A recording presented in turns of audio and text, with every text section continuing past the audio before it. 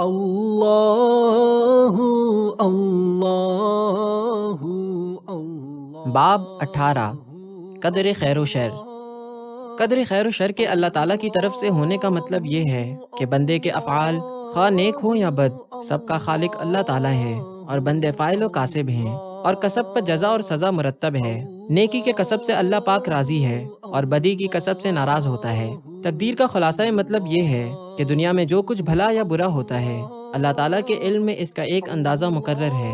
کوئی اچھی یا بری بات اللہ تعالیٰ کے علم اور اندازے سے باہر نہیں، اور اس کے ہونے سے پہلے بلکہ ہر چیز کے پیدا کرنے سے پہلے اللہ تعالیٰ سب کچھ ہمیشہ سے جانتا ہے اور اپنے علم اور اندازے کے موافق اس کو پیدا کرتا ہے۔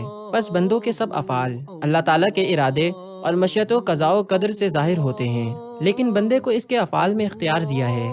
بس جب بندہ کسی کام کا ارادہ کرتا ہے تو اس کو ایک قسم کی قدرت اللہ تعالیٰ کی طرف سے عنایت ہوتی ہے۔ بس اگر وہ بندہ اس قدرت کو نیک کام میں لگا دے تب بھی اس کو اختیار ہے، اور اس اختیار کو نیک کام میں استعمال کرنے کی اس کو جزا یعنی اچھا بدلہ ملے گا، اور اگر برے کام میں خرچ کرے تب بھی اس کو اختیار ہے، اور اس اختیار کو برے کام میں استعمال کرنے کی سزا یعنی برا بدلہ ملے گا۔ اسی قدرت و اختیار پر شرعی احکامات کا دار و مدار ہے۔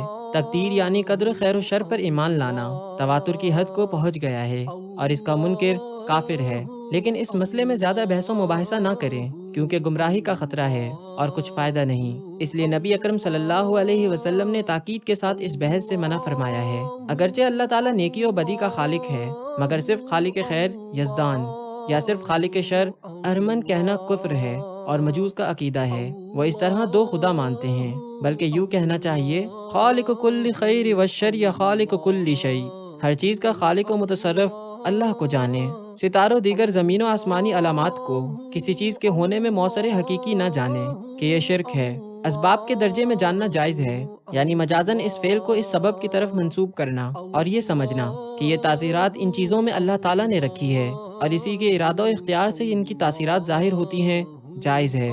قضا کی تین قسمیں ہوتی ہیں: ایک مبرم حقیقی، یعنی جو علم الہی میں کسی شے پر مالک نہیں۔ دو مالک محض، جس کا کسی چیز پر مالک ہونا فرشتوں کے صحیفوں میں ظاہر فرما دیا گیا ہے۔ تین مالک جو مبرم۔ اللہ اللہ اللہ